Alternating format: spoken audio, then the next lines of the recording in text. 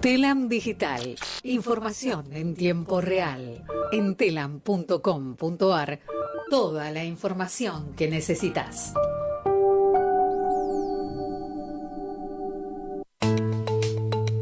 ¿Cómo podemos cuidar a nuestras y nuestros jóvenes?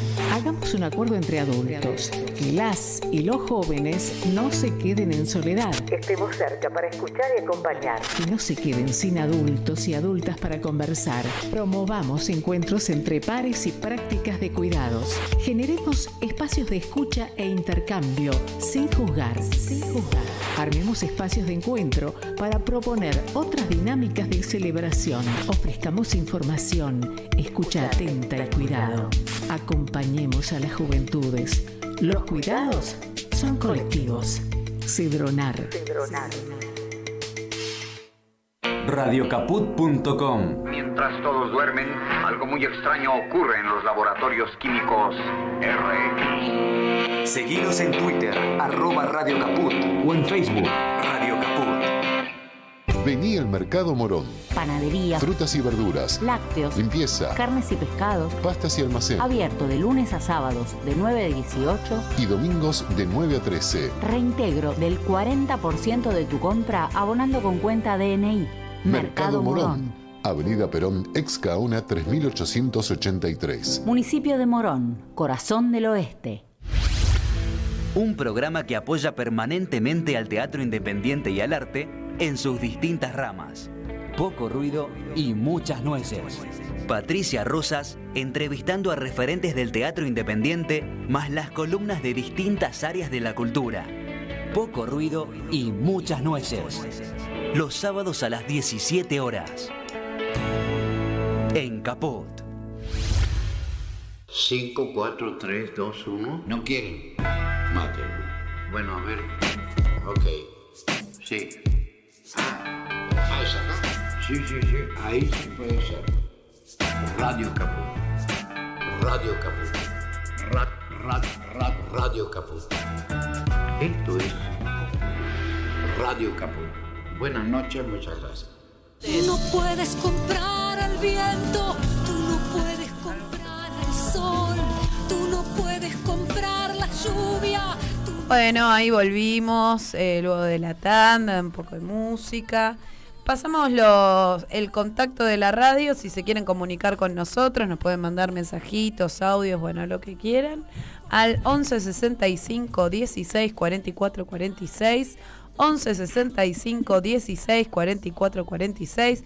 Pueden buscar a la radio en las diferentes redes sociales, en Twitter, Instagram, Facebook, como Radio Caput. Nos pueden escuchar o ver también en la web, en radiocaput.com. Nos pueden encontrar en el canal de YouTube como Radio Caput. Desde el celular se pueden bajar la app de la radio y también nos encuentran en Spotify en Radio Caput.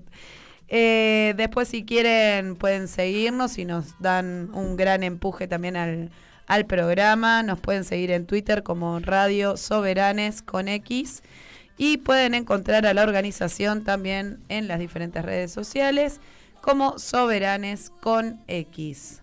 Bueno, Ale, te voy a pasar el mando para que presentes. Bueno, bárbaro. Como dijimos al principio, ahora en esta parte del programa tenemos invitado a Gastón Garriga, al cual le agradecemos que esté acá en el piso para charlar un poco la provincia de Buenos Aires. Ya lo habíamos anunciado, Gastón es periodista de Buenos Aires 12, pero además de eso dirige un grupo que se llama No Me Olvides, que trabaja en distintos puntos del país. A ver, yo le pongo este título, pero vos corregime después. Dale. De comunicación política, entendida como la comunicación más ligada a la práctica real que tiene nuestra base militante. ¿Es así lo que puedo decirlo, más o menos? Lo dijiste muy bien. Sí. Nosotros lo decimos de una manera similar. Hasta acá la comunicación política es una disciplina que estuvo estrictamente en el Palacio. Y el planteo nuestro es que con eso ya no es, para los movimientos nacionales y populares, eso no es suficiente, porque el sentido se disputa 24/7 en cada rincón. Entonces la comunicación política, sin abandonar el Palacio, debe ocupar también otros ámbitos. Y ahí estamos nosotros recorriendo unidades básicas distritos, pueblos chiquitos, pueblos de 1000 personas, ciudades grandes. En eso estamos hace unos 7, 8 años ya. Bueno, en esto que dice Gastón, se liga un poquito a lo que nosotros conversamos hace minutos con Lucía, y que fuera de micrófono se lo transmitíamos también a Gastón. Es muy importante que haya participación, ¿no es cierto? Nos acercamos, tenemos 2 semanas hacia las PASO y por lo menos nuestra apreciación con Lucía, no digo que tengamos la verdad, porque eso es muy relativo, porque depende de los distritos, depende de las provincias, depende de un montón de cosas, pero que el sumar participación de base militante, no solo por las orgas, sino por la forma de estructuración del movimiento nacional, que tiene mucho que ver con una unidad básica, con una asociación vecinal, con un movimiento local, es muy importante. Vencer a la derecha y a la ultraderecha, al bloque de la derecha y ultraderecha, está en manos de nuestro pueblo, además de todas las discusiones que podemos tener enormes dentro del movimiento nacional de cuál es la mejor representación o cómo hacerlo o el programa. Así que viene bien lo que plantea Gastón. Al final de lo que charlemos con la provincia, charlamos un ratito de eso, si te parece. Con gusto, sí, por supuesto. Gastón, te quiero ir metiendo en el tema. Estaba pensando antes, cuando venía para acá, cómo empezar a charlar la provincia de Buenos Aires. Yo le quiero decir a nuestros oyentes, sobre todo los que no son de la provincia, los de la provincia lo saben, pero tanto los de Capital como del interior del país, de las distintas provincias, la provincia es varias provincias a la vez, no es una sola provincia. Tomarlo como una unidad o tomarlo solamente como el área metropolitana o como el AMBA o como el cordón del conurbano bonaerense, es una parcialidad. No es que sea inexacto, sino que es una parcialidad. La provincia de Buenos Aires, muchas cosas a la vez, tiene una enorme capacidad productiva. La primera pregunta, para empezar en esta... Es muy difícil tomar a la provincia de Buenos Aires como una idea que toda responde electoralmente de la misma manera, ¿no? Tener un diagnóstico sobre esa es clave para cómo enfrentar la política faltando 2 semanas. Leí por ahí, ¿no es cierto?, que las encuestas nos están dando favorable a Axel, con algunas de promedio, por lo menos algunas que sigo yo, le dan un 33,6, pero otras que lo escuché decir que están en el 42 y ganando la elección.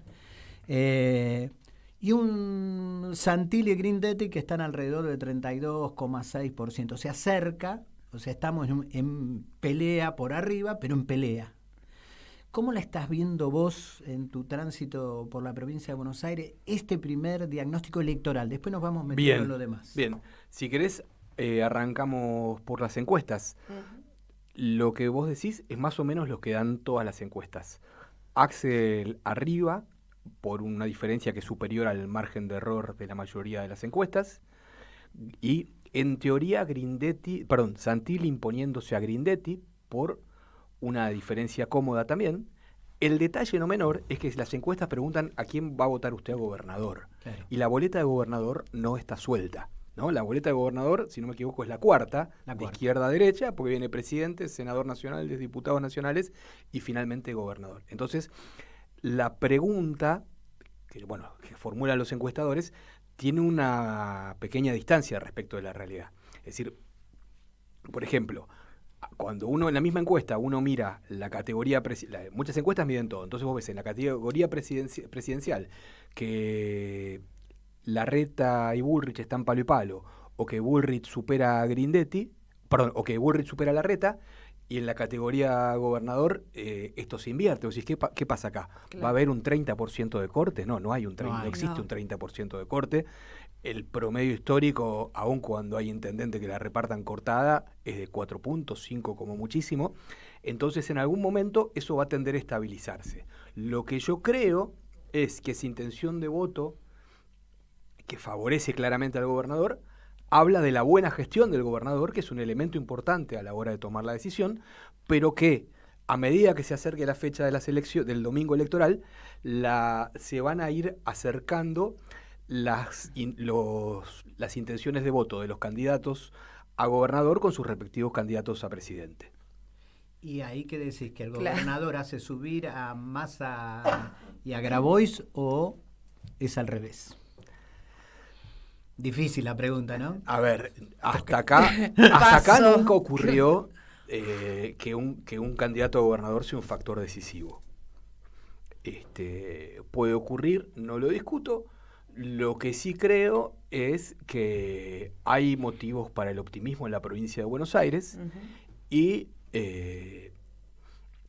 en caso de que la elección presidencial no se definiera en octubre, ganar la provincia de Buenos Aires tiene un doble efecto positivo de cara a un posible balotaje. Primero, el efecto psicológico sobre el electorado. Después, la idea de que es mejor para todos que haya Hay pocos antecedentes del 83 para acá, uno, si no me equivoco, dos, de que haya gobernador y presidente de distinto signo político. Y está como instalada la idea de que es mejor que sean los dos del mismo palo. Y el tercero es que hay ciertos actores satélites de la política, que nosotros llamamos runfla, que en general se comportan de acuerdo a los acuerdos que consigan, y para esa runfla es mejor hacer un acuerdo con quien ganó la provincia de Buenos Aires, porque gane o pierda el balotaje, vos tenés dónde cobrarle, que hacer un acuerdo con quien perdió la provincia de Buenos Aires, que anda a buscarlo si pierde, ¿no? ¿Sabes qué hace? Te llevo a lo que le va a parecer a nuestro oyentado un siglo atrás. Pero no es. Sí, algo, o no. En los tiempos de gobernador Duhalde, a ver, lo voy a expresar así, no tienen por qué ninguno de los dos estar de acuerdo con lo que voy a decir, así que tranquilos en contrariarme tranquilamente en nuestro debate. En ese tiempo, Duhalde, primero en la primera etapa con Menem, como gobernador estoy diciendo, fue una especie de acompañante. ¿Cuándo empezó a tomar cada vez más notoriedad Duhalde? Cuando empezó a diferenciarse, ¿no? ¿Ustedes se acuerdan la pelea? Menem sosteniendo el proyecto neoliberal muy fuerte y Duhalde tratando de desarrollar lo que él llamaba un productivismo. El primero que se atrevió a discutir la convertibilidad. Exactamente. No lo estoy diciendo solo por leer, sino por reuniones. En esa época era diputado, varias veces me reuní con el doctor Duhalde, con las diferencias que teníamos, pero teníamos un punto en común que era el enfrentamiento al neoliberalismo. Me acuerdo de una reunión que yo salí muy entusiasmado con él por lo que me decía, y Chacho Álvarez, digamos, me decía, pero ¿y de qué te va a hablar a vos, Ale? A vos te va a hablar en contra del neoliberalismo. Yo decía, no, pero a mí me parece que el tipo está planteando discusiones que había. Yo en ese tiempo era Frente Grande, era parte de ese sector político, y a mí me entusiasmaba. Pero Duhalde, más allá, objetivando, se construyó como poder esto. ¿Por qué te hago este razonamiento? Porque Axel está pasando una prueba.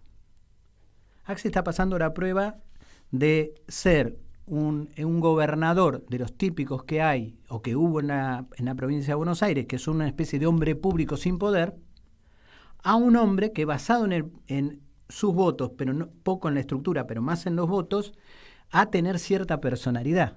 Eso hace que algunos que estamos disconformes con la forma de cerrar, estemos conformes con que Axel sea el candidato, porque asume, digamos, con los matices y la riqueza que tiene nuestro movimiento nacional, una posición más cercana a lo que uno piensa.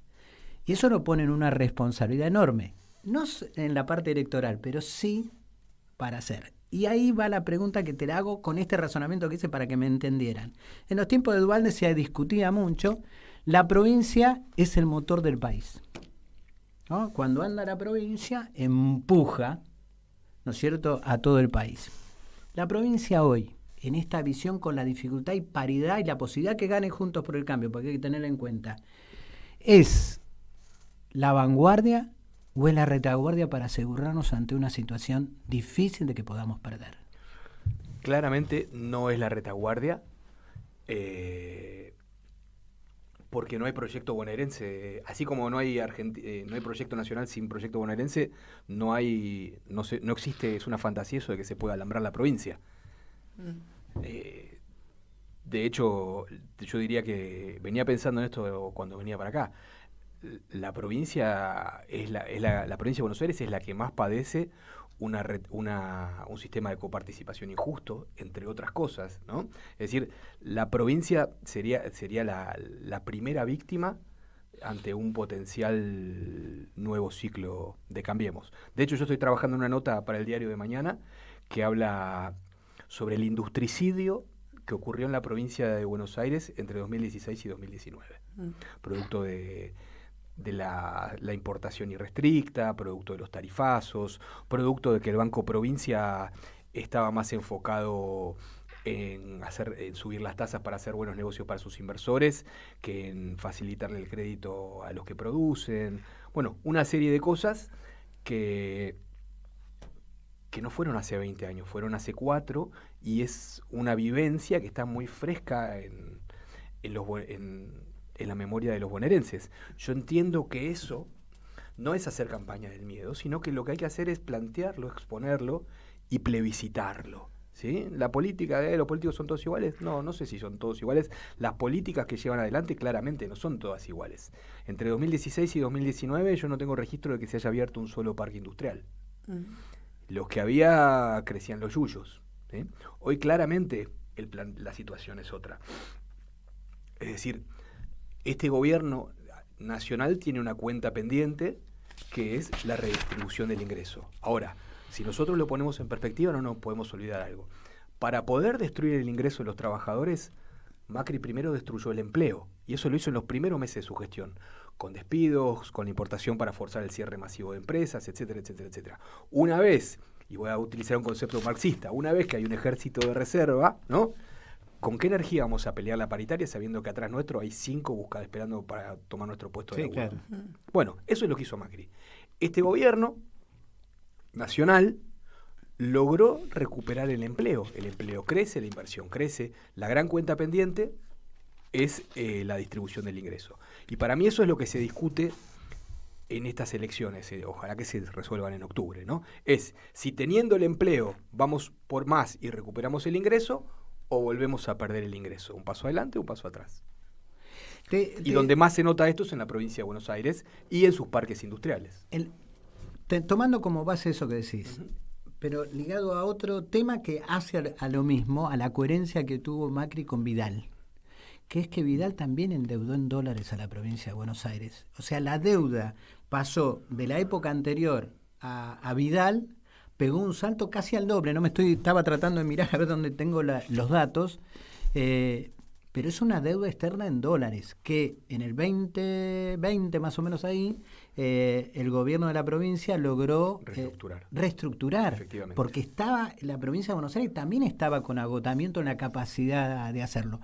La reestructuración tuvo un 98% de acuerdo en los acreedores para poder hacerla. Por supuesto, eso es en interés de los acreedores también, porque ellos dicen a quién le vamos a cobrar, sino entonces hay que utilizar... Los muertos no pagan, la famosa frase. Exactamente, la frase de Néstor.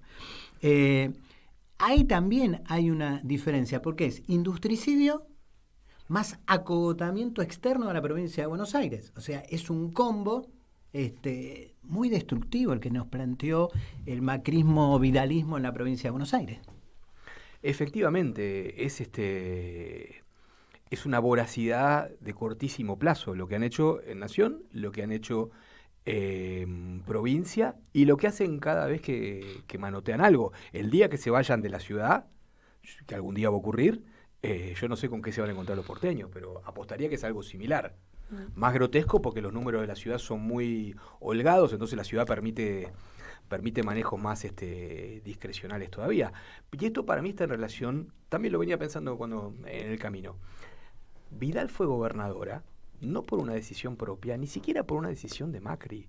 La decisión de que Vidal fuera candidata a gobernadora la tomó Jaime Durán Barba, un consultor. Entonces, ¿qué se podía esperar de una gobernación que es alumbrada de esa manera, ¿no? A ver, los dos son porteños de nacimiento, Axel y María Eugenia Vidal. Ahora, Axel hace años que tenía el domicilio en provincia y empezó a caminar la provincia muchísimos años antes sin saber que iba a terminar siendo gobernador, digamos, alumbrando una esperanza, un proyecto, pero tomar la decisión de caminar ya dice algo, ¿no? Es decir, me parece que hay dos miradas de la provincia desde lo político y desde lo personal también, porque lo personal es político, ¿no? Y como uno se relaciona con un territorio, ya da un indicador de qué clase de proyecto uno puede llevar adelante. Claro. Aparte está como a la vista igualmente, digo, la gestión de Axel dentro de la provincia de Buenos Aires está a la vista, no hay que escarbar demasiado para darse cuenta el tipo de gestión que viene llevando, que por lo menos en lo particular creo que es muy, muy buena. Pero sí me pregunto frente a las 2 semanas que faltan hacia las PASO, ¿no? Como, y un poco nos lo preguntábamos en el bloque anterior, es cómo puede Axel, en esto de la idea de la retaguardia y de la vanguardia, digo, ¿cómo puede Axel aportar a estas elecciones nacionales? Digo, ya sea para Massa o para Grabois, o si, digo, y hay algunos que nos cuestionamos si realmente no sería preferible asegurar la provincia de Buenos Aires dividiendo, ¿no? Las elecciones, me refiero.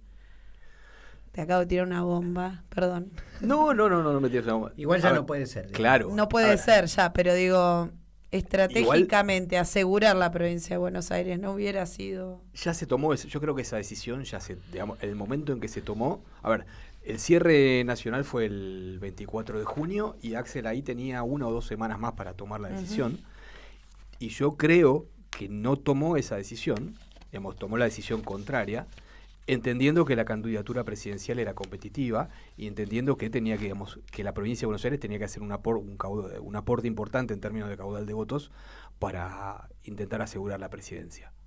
Y yo creo que digamos, no es descabellado pensar que se puede resolver en octubre. O sea que Axel puede traccionar o impulsar un poco la candidatura del candidato que salga al frente de todo. Efectivamente, yo te voy a decir, a ver, no lo hablé esto con Axel, pero te voy a transmitir algo que me han dicho muchos intendentes que han sido intendentes desde 2015 por lo menos. Lo mismo en la relación intendente-gobernador se puede traspolar a la relación gobernador-presidente. Es decir, algunos intendentes me decían, fui intendente con Vidal y soy ahora intendente con Axel. Ni loco milito una boleta cortada, porque no quiero volver a pasar por lo que pasé en aquellos 4 años. No, claro. Claro. Ahora, el resultado de las PASO va a insinuar el resultado de octubre, ¿no? Porque todos sabemos que es una especie de gran encuesta, no solamente es una interna, sino cómo se va a proyectar. Y ahí mi pregunta ahora, o que conversemos, en esta idea de que hay varias provincias de Buenos Aires. El tema más interesante, vamos a ver. Sí, no, y ahí, ¿qué es lo que veo? Siempre, a ver, lo voy a decir así a lo bruto, es, la provincia de Buenos Aires siempre tuvo muchos porteños que fueron no es de ahora, sino de mucho tiempo, que eran candidatos en la ciudad, no siendo el candidato, y se los mandaba a la provincia. Vos nombraste recién al último intendente que fue gobernador, que era Duhalde. Claro. Pero de la ciudad de Buenos Aires se mandaron también. El Frepaso, me acuerdo, Graciela Fernández Misquí, desde el peronismo, Rucauf. Bueno, hay un montón. Podríamos hacer una enorme lista de esa particularidad. ¿Por qué nombro esto? Porque a veces se piensa la provincia de Buenos Aires como si fuera un AMBA, o sea, es la capital federal más el área metropolitana, que ahí se decide el futuro del país. Ahora, cuando uno mira electoralmente el interior de la provincia de Buenos Aires, es el 24% del electorado, no es, no, porque son poblaciones chicas, claro, esto, lo otro, no, es el 24%. Y hay una contradicción que se fue formando en el tiempo con una parte de este sector tan importante de la provincia de Buenos Aires desde el punto de vista, en algunos casos industrial, pero en otros casos agropecuario.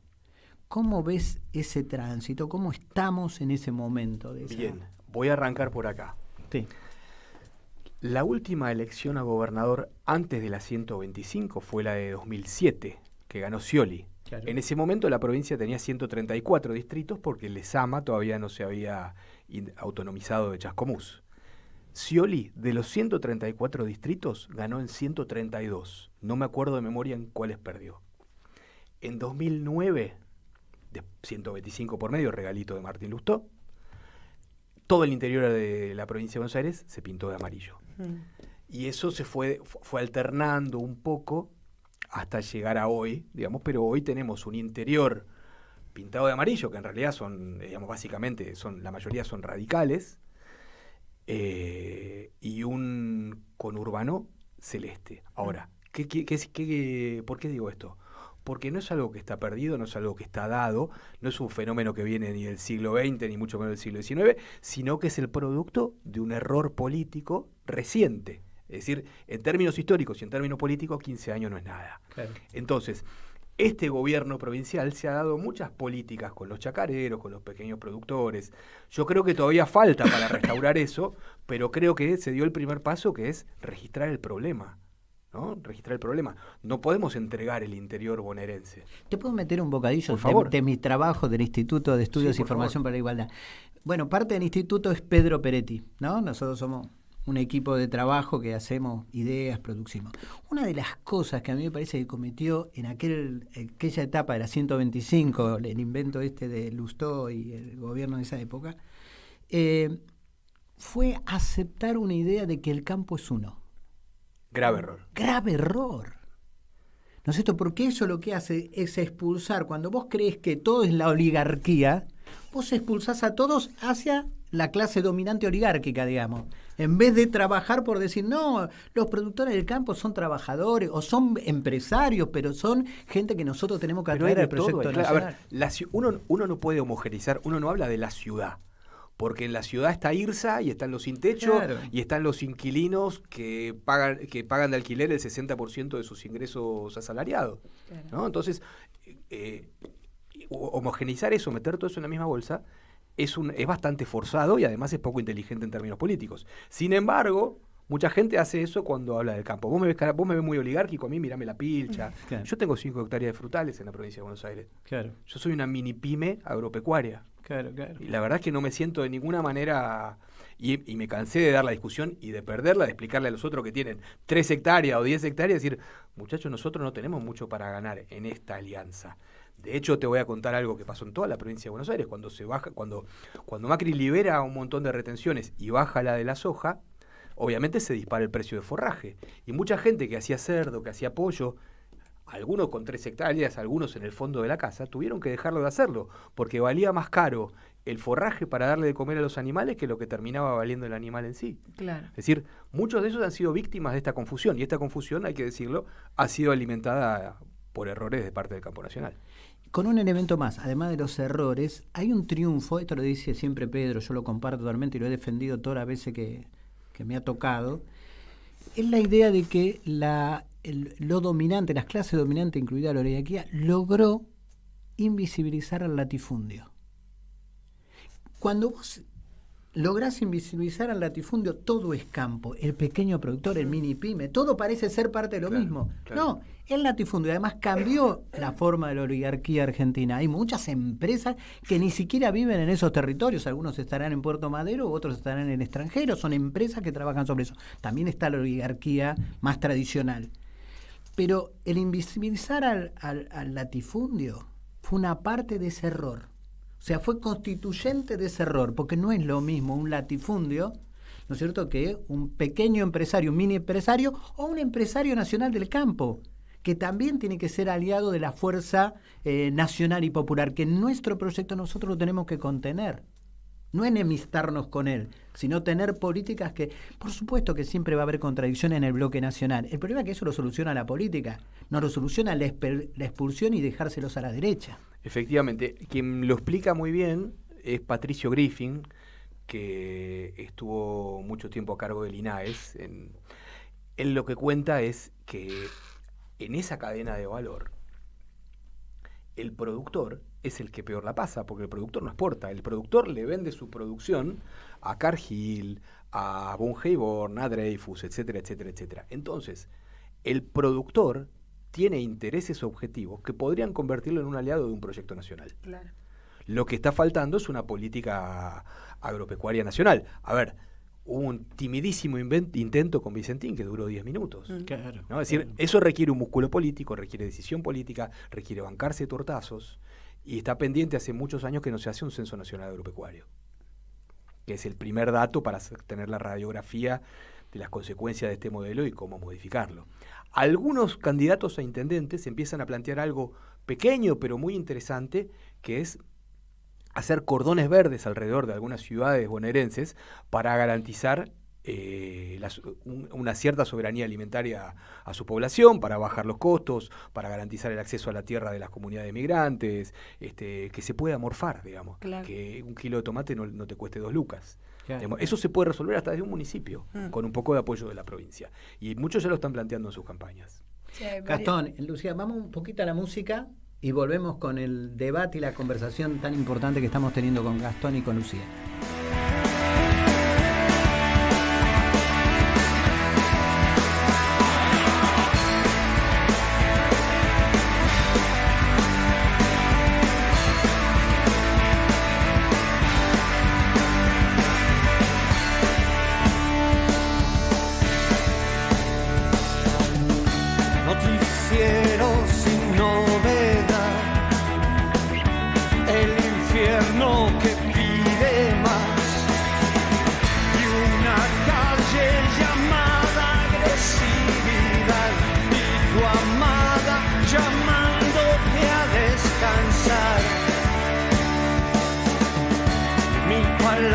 Y nunca hablar, los deseos irrealistas, donde habrá un helicóptero para mí, donde habrá un submarino para seguir.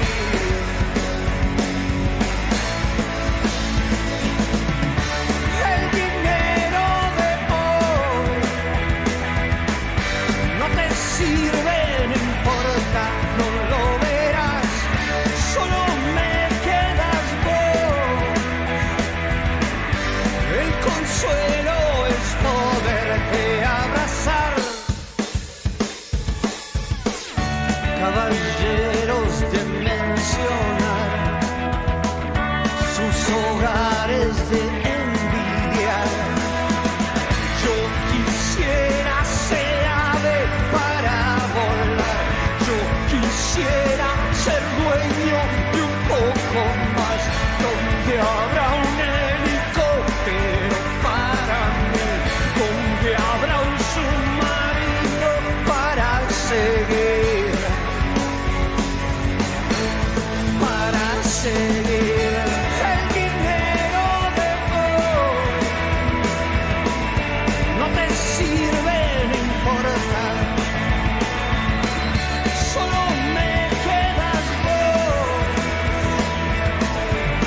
Consuelo es poderte abrazar. El dinero de hoy no te sirve, no importa. Solo me quedas vos. El consuelo es poderte abrazar. El dinero de hoy no te sirve, no importa. Solo me quedas vos. El consuelo es poderte abrazar. El dinero de hoy no te sirve, no importa. Solo me quedas vos. El consuelo es poderte abrazar.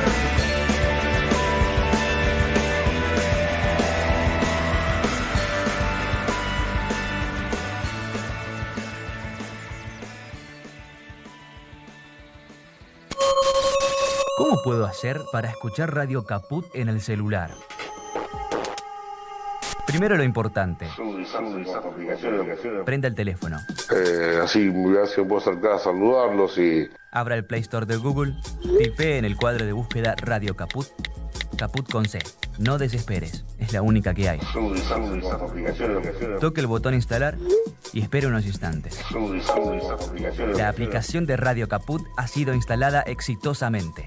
busque el icono de su celular. Los quiero mucho, los aprecio y los admiro mucho, lo que hacen, los felicito. Y podrá escuchar la única e irreemplazable programación de Radio Capó. Sería un placer para mí, realmente.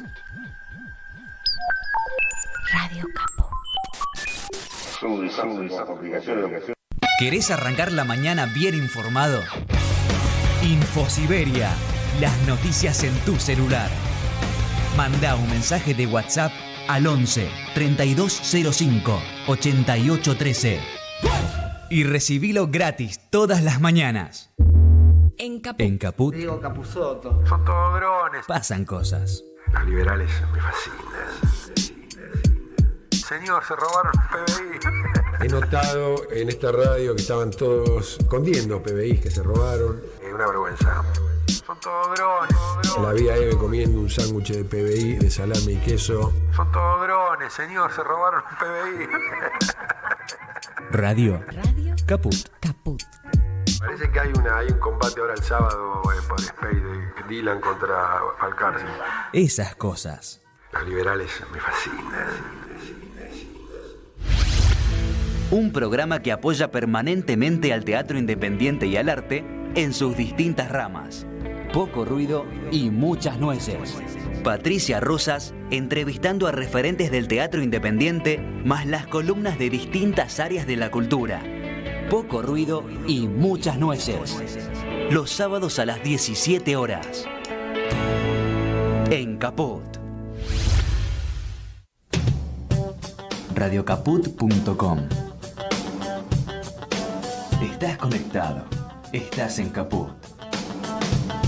Tú no puedes comprar al viento, tú no puedes comprar al sol, tú no puedes comprar la lluvia, tú no puedes comprar el calor, tú no puedes comprar las nubes, tú no puedes comprar los colores, tú no puedes comprar mi alegría, tú no puedes comprar mi dolor. Bueno, ahí estamos de regreso, seguimos con Gastón Garriga y analizando un poco la provincia de Buenos Aires. Bueno, justo estábamos analizando un poco La Matanza, no sé si tienen ganas de ponerse a ver, ¿por qué no entramos en este tema y después vamos un poquito a La Matanza, que es un lugar clave? Pero, ¿qué visión? Yo, digamos, para la oyentada, soy del Gran Buenos Aires, primer cordón. Nací ahí. Después me mudé por el primer cordón en varios lugares, pero soy de ese lugar. ¿Qué quiero plantearle a Gastón y a Lucía? El primer cordón, sobre todo, cambió mucho. Hay una modificación poblacional muy fuerte, muy fuerte. Incluso se da una situación que el encarecimiento de las alquileres y propiedades en la capital federal hizo que los hijos de gente que tradicionalmente era de los barrios lindantes con la General Paz, muchos fueran a que sus hijos o ellos mismos pasaran a vivir en esos otros lugares. Uh-huh. Lo cual trajo también una modificación del comportamiento y de la expectativa. Se los voy a contar de mi barrio. Yo vivo en Santos Lugares. Mi barrio no mira para el interior de la provincia de Buenos Aires o para el conurbano, mira Devoto. Mucha gente en Devoto se construyó un polo, ¿cómo que se dice? Gastronómico, muy lindo, tiene una plaza Arenales, la plaza Arenales muy bien cuidada, en eso Larreta sabe cómo hacerlo. Uno tiene discusiones ahí porque se coparon el espacio público, los bares y todo eso. Hay una cosa de trasfondo que no se ve, que es que no están pagando lo que tienen que pagar por esos lugares, pero hay una cosa que sí se ve, que es la comodidad del lugar. Se copia el comportamiento. 3 de febrero ganó el PRO. ¿No es cierto? Es una parte de la historia del cambio de comportamiento. La cuestión que le pregunto, ¿esto es así en general? Digo, estoy pensando en todos los bordes del Gran Buenos Aires, o sea, tanto Avellaneda, como puede ser también La Matanza, la primera parte de La Matanza. ¿Cómo lo ven ustedes? Mirá, mi experiencia es similar. Yo también vivo en el primer cordón y en la primera sección, en Florida Oeste. Ah, en Florida, claro. Lo que hay es un modelo de gestión PRO que tiene que ver con la rezonificación, con las excepciones, para donde había una casa hacer una, digamos, estamos hablando del primer cordón, que es, digamos, que es suburbano, urbano. Entonces, lo que se ve más claramente es que donde había una casa se hace un edificio. Y si el FOT permite hacer 3 pisos, se vota una excepción para hacerlo de 5. Y si el FOT permite hacer 5 pisos, se vota una excepción para hacerlo de 8. Ese es el modelo de ciudad que tiene el PRO para todos los... Y esto llega también a La Plata, pasa en 3 de febrero, pasa en Vicente López, pasa, podemos decir que es generalizado. El PRO se ocupa mucho de la estética de los espacios públicos, lo cual también es muy rentable para ellos porque hacen inversiones muy importantes, los proveedores son los mismos. Si vos te fijás, todos los distritos que mencioné tienen la misma bala de cañón que tiene la ciudad de Buenos Aires, los juegos en las plazas son los mismos, de la misma factura, de la misma empresa, o sea que ahí hay un entramado de poder común, ¿sí? Y el negocio central, podríamos decir que más allá de que son voraces y son corruptos, no se les cae una idea, porque todos los negocios los hacen de la misma manera. Esto es a través del desarrollo inmobiliario. Yo hace muchos años lo había escuchado esto. El PRO fue desarrollado a la medida de un partido catalán, que es el Partido Convergencia y Unió, que no sé si existe todavía, que era el partido de los desarrolladores inmobiliarios. Sí, existe. ¿Existe todavía? Bueno. Que querían defender sus intereses sabiendo que lo que se venía a partir de las Olimpiadas del 92, etcétera, entonces tenían una gran capacidad de lobby y dijeron, bueno, en vez de hacer lobby frente a otros políticos, armemos nosotros un partido político y evitémonos una intermediación. Y el PRO fue creado a imagen y semejanza de eso. Y lo que vemos en todos estos distritos es eso. Lo que se dice por ahí, ¿no?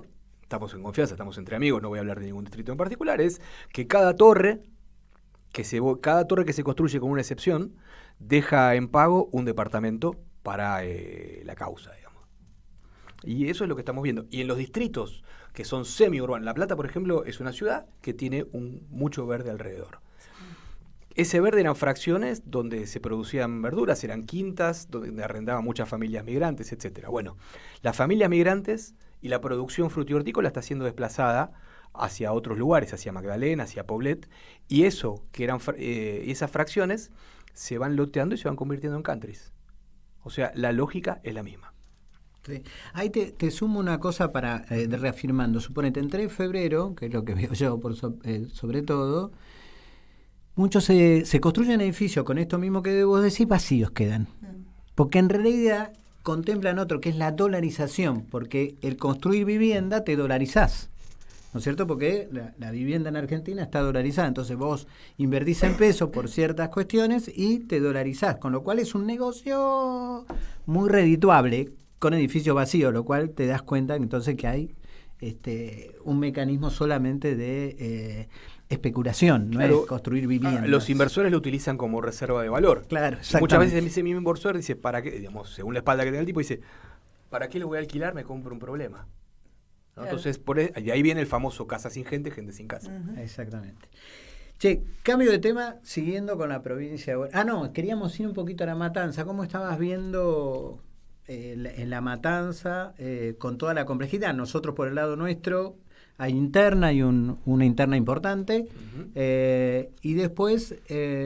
entre otras cuestiones, parece que Milei se peleó con su candidato a intendente de La Matanza, todo es un chiste ahí, pero se pelearon y el personaje está laburando en otras cosas, por lo menos es lo que estuve viendo en los medios de comunicación. El Dipi. El Dipi, no me salía el nombre. No estoy en temas, mirá vos, me agarraste con los perros sueltos ahí. Sí. A ver, hoy había una caravana muy importante en La Matanza, se suspendió porque Massa no llegaba, porque tenía una agenda muy cargada, pero evidentemente... hay muchas fichas puestas en La Matanza, hay mucha expectativa puesta en La Matanza. Hubo un acto la semana pasada o la anterior, no me acuerdo, en La Matanza, donde se inauguraron pasos bajo nivel. Es decir, si la provincia de Buenos Aires tiene que hacer un aporte importante en términos de votos a la elección nacional, La Matanza tiene que hacer un aporte proporcionalmente importante a la provincia y a la nación. A ver, las encuestas dicen que el intendente gana la PASO, De todas maneras, todo indica que Patricia Cugría va a ser una muy buena elección. Y no tenía este dato de lo que pasó entre el DIP y está y como Milei. ausente en la campaña. Él el argumento que da que está trabajando, no sé dónde está, en un barco, no sé dónde estaba haciendo, pero que tiene que ver con las disputas internas. En un barco, dijiste. En algo así estaba logrando, yo qué sé, no sé, que estaba haciendo entretenimiento. Y que, como él dice, yo no voy a cobrar, no quiero vivir de la política, ¿viste? Lo mismo que dice Milei, y después viven de eso, pero lo hace como diciendo yo laburo en otra cosa. Claro. Pero lo objetivo es que no estuvo presente en la campaña y está todo atado. Igual, siento que Milei crece, está como sobrevalorado en el sentido mediático, pero cuando tiene que pasar la prueba de los votos no está tan, como dicen. Veremos cuando sea la elección ahora, ¿no? Les recomiendo el libro, la biografía sobre Milei, El Loco. Yo estoy por las últimas páginas ahí. Ah, es bueno. No, lo sentí nombrar, pero no leí, ¿sí? Vale la pena. Confirma algo que el que intenta leer la realidad en términos políticos se imaginaba.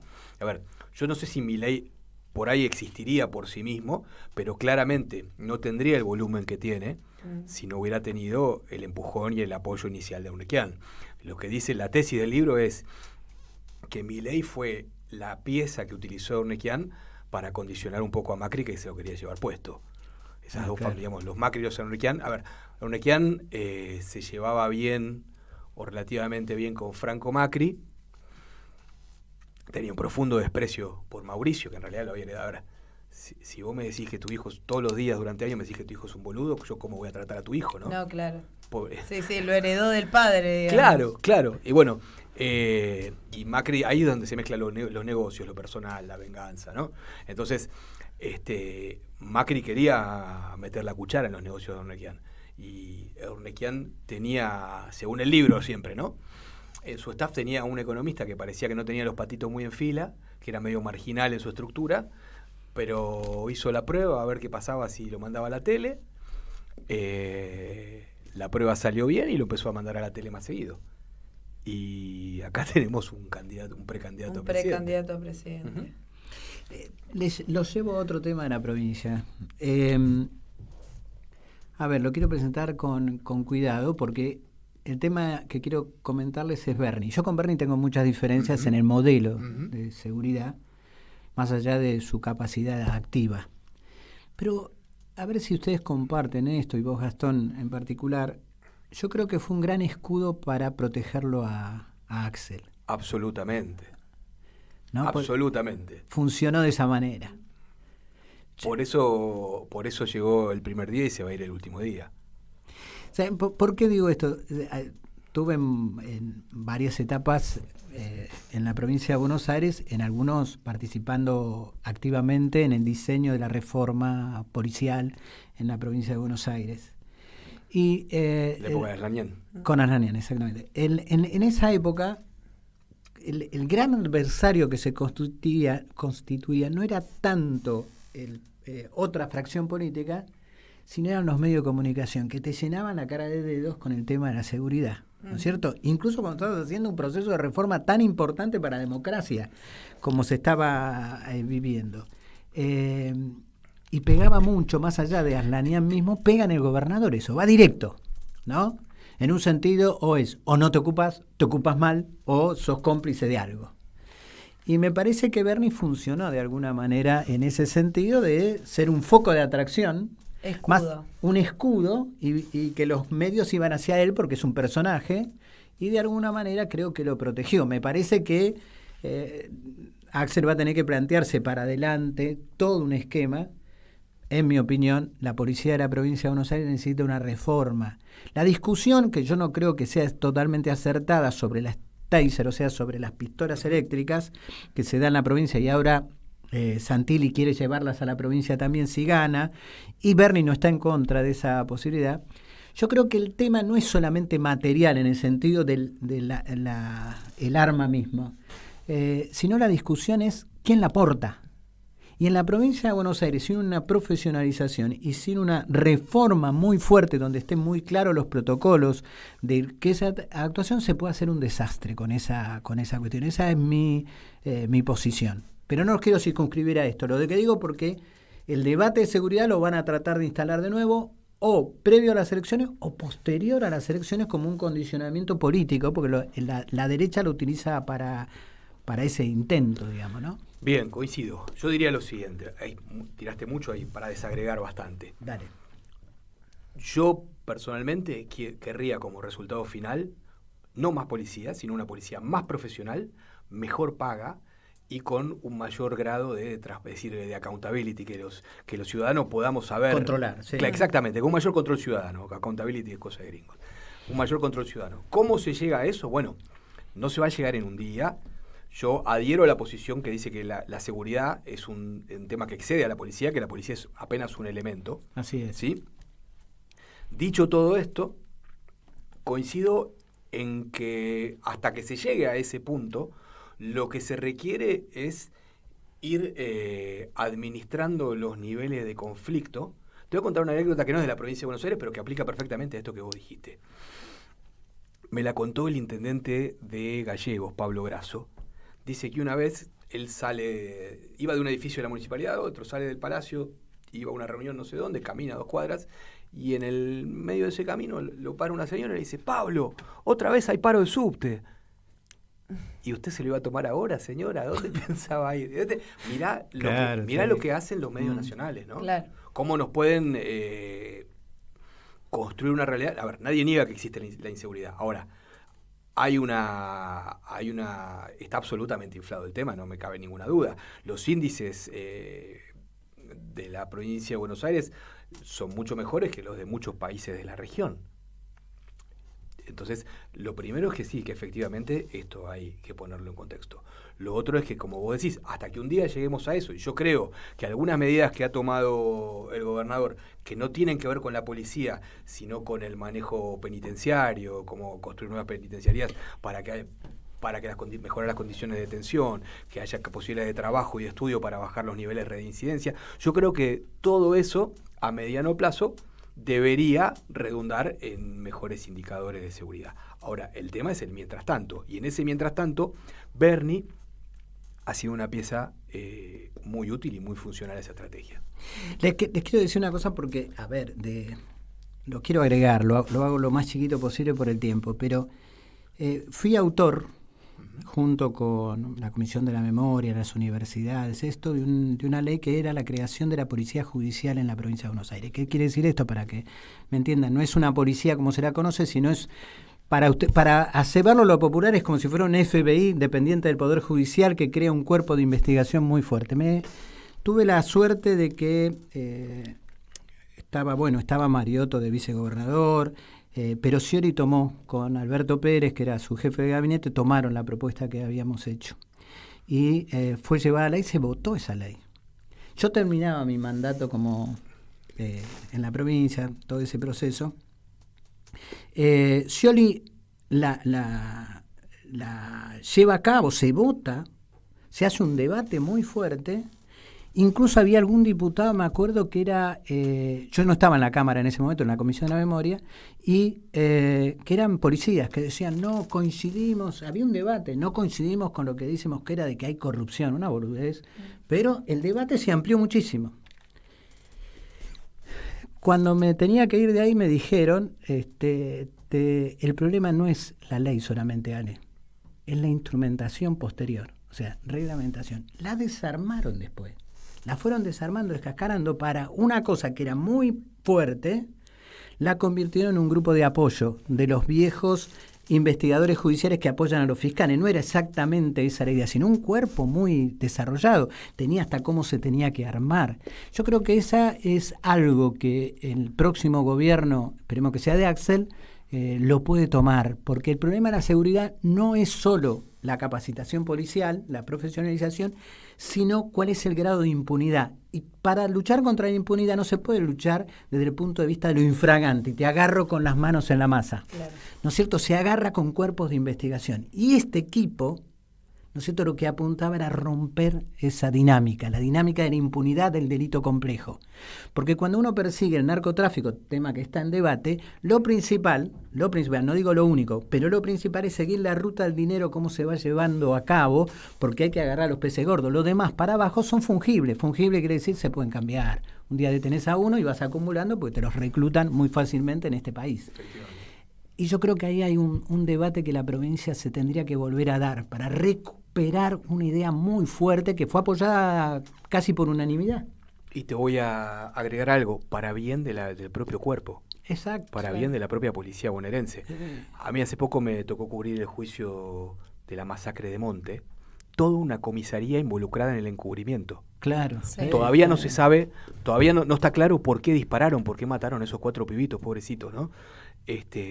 Hay hipótesis que dicen que los habían visto en alguna operación de movimiento de droga. No está del todo claro. Lo que sí está claro y está fuera de discusión es que toda la comisaría se involucró en el encubrimiento de los 4 asesinos. Claro. Y a la inversa, el caso de Facundo Astudillo Castro en las afueras de Bahía Blanca, está comprobado que ese pibe se ahogó solo. Ahora, con la fama que tiene la bonaerense. Sí, no. ¿Quién se lo cree? Y hubo varios policías que no, que está probado que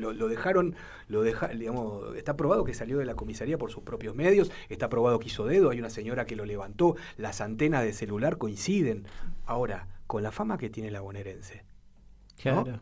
Hay 4 o 5 agentes que estuvieron a nada de comerse un garrón importante. ¿Por qué? Por la fama que tiene la bonaerense. Ahí dentro de, sobre todo el tema de seguridad, me parece que le falta profundización de debate a nuestro propio campo, sino que la derecha supo tomar ese tema, darle para adelante, utilizan a los medios de comunicación en esta sensación de inseguridad constante, ¿no? Porque incluso en la década ganada era un tema que estaba candente, ¿no? Era como, bueno, no, porque nos roban, era ir preguntándole concreto a la gente. Me acuerdo de una discusión que solía dar yo, de, bueno, en este año, ¿cuántas veces te robaron? No, nunca, pero hay inseguridad. Pero vos me estás diciendo que vos nunca te robaron. Digo, bueno, ¿cómo te ponen en ese lugar? Pero sí creo que tiene que ver por el abandono propio de esa temática, ¿no? Como, bueno, no, esto no lo abordamos porque es de fachos, creo que hay una idea ahí un poco errónea, totalmente ¿no? Errónea. Ese es uno de los disparates del progresismo argentino, sí, para decirlo de alguna, o por una parte del progresismo argentino. No, el tema de la seguridad es un problema de un derecho de todas y todos, tal cual. Con lo cual hay que tratarlo. Y no es un problema solo policial.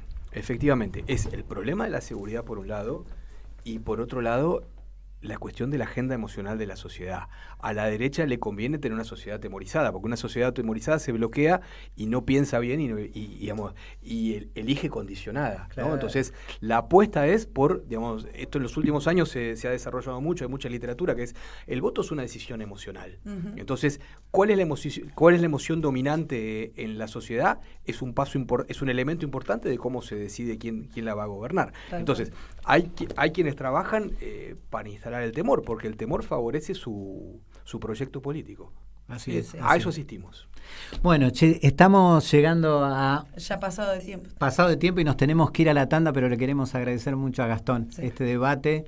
El agradecido soy yo. Debate tranqui. Absolutamente. Me llevo un libro interesante para leer. Sí, mostrémoselo a la cámara. Ven, es el del Jeffy, una solución soberana para una economía biomonetaria. En unos días en el próximo sábado los vamos a invitar a un Zoom para que todo el país pueda participar de una explicación sobre eso, mientras se están preparando las actividades de presentación presencial. Para mí fue un gusto y los invito a que sigamos pensando en la provincia, que tiene el tamaño de un país. Tiene la superficie de un país, la población de un país, el PBI de un país, así que... Bueno, y por mi lado, muy contento de ir a votar a Axel. Sí, claro que sí. Lo mismo, muchachos. Dale, un abrazo, Gastón, y nos vamos a la tanda y ya volvemos. ¿Querés arrancar la mañana bien informado? Infosiberia, las noticias en tu celular. Manda un mensaje de WhatsApp al 11 3205 8813 y recibilo gratis todas las mañanas. Infosiberia. Memoria en rojo, amarillo y morado. Un programa de la ARMH Argentina con la conducción de Nadia Mallorquín y Gladys Avellaneda. Memoria en rojo, amarillo y morado. Los sábados a las 6 de la tarde. En Caput. Vení al Mercado Morón.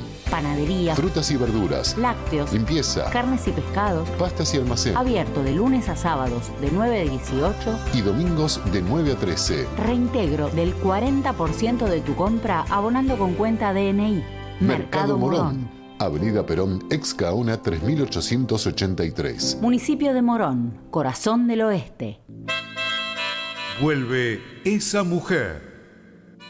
El cuento de Rodolfo Walsh. En el Complejo Teatral Ítaca. Segunda temporada. Todos los viernes a las 20:30. Entradas por Alternativa Teatral.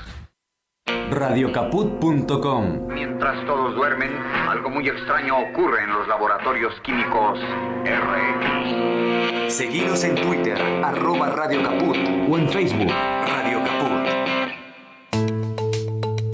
¿Cómo podemos cuidar a nuestras y nuestros jóvenes? Hagamos un acuerdo entre adultos. Que las y los jóvenes no se queden en soledad. Estemos cerca para escuchar y acompañar. Que no se queden sin adultos y adultas para conversar. Promovamos encuentros entre pares y prácticas de cuidados. Generemos espacios de escucha e intercambio, sin juzgar.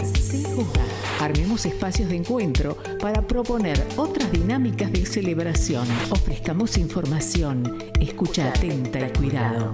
Acompañemos a las juventudes. Los cuidados son colectivos. Cedronar. Un programa que apoya permanentemente al teatro independiente y al arte en sus distintas ramas. Poco ruido y muchas nueces. Patricia Rosas entrevistando a referentes del teatro independiente, más las columnas de distintas áreas de la cultura.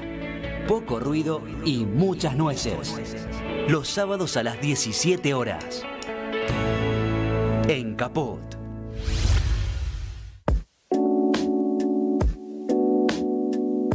En Caput. Bienvenido, Juan Pablo Olson. Es un gusto enorme que estés acá con nosotros. Pasan cosas. Felicitarlos por las actividades. InfoSiberia es impresionante la repercusión que tiene. Cada vez que participé me llegan de distintas partes del país saludos, así que felicitarlos no solo por el cariño que les tengo, sino por las actividades y por lo que hacen. Radio Caput. Qué placer este encuentro, qué alegría. Esas cosas.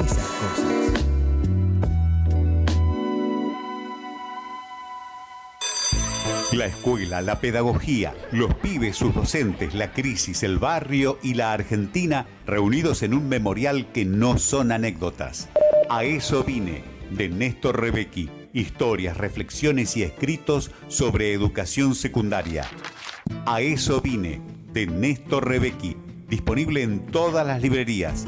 Ediciones Sicus. La buena lectura ilumina.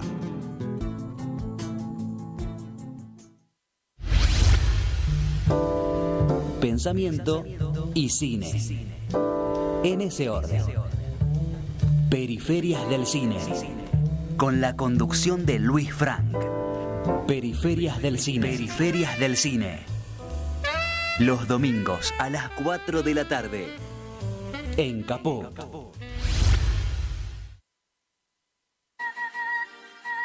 En Caput. A Diego Maradona. Pasan cosas. Todo el apoyo sincero de un peronista, de un hombre que quiere que la gente coma, que la gente sea feliz. Por eso le mando un beso grande a Eber Bonafini y a vos, Calamaro, te quiero mucho. Muchas gracias por compartir el Santuario de las Madres. Son unos encuentros muy sentimentales los nuestros. La verdad que nos queremos mucho. Radio Caput. Diego es Diego. Y bueno, son esas personas que son indispensables, ¿viste? Esas cosas. Esas personas que son indispensables, ¿viste? No puedes comprar. Y bueno, ahí estamos volviendo. Vuelvo a pasar los contactos de la radio por si quieren comunicarse con nosotros. Lo pueden hacer al WhatsApp al 11 65 16 44 46, 11 65 16 44 46. Nos encuentran en las diferentes redes sociales, en Twitter, Instagram, Facebook como Radio Caput. Nos pueden escuchar y ver en la web en radiocaput.com, en el canal de YouTube como Radio Caput. Pueden bajar la app o también nos encuentran en Spotify. Si quieren seguir al programa, nos encuentran como Radio Soberanes con X. Y después si quieren seguir a las redes de la organización, también nos encuentran como Soberanes en Instagram, Facebook y Twitter.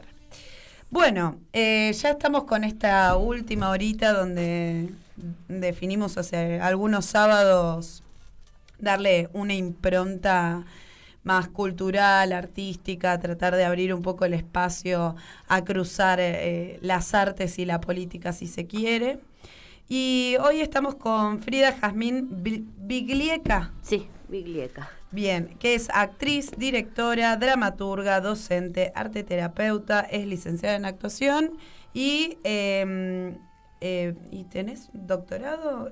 No, la especialización en arteterapia y terminando la especialización en prácticas textiles contemporáneas.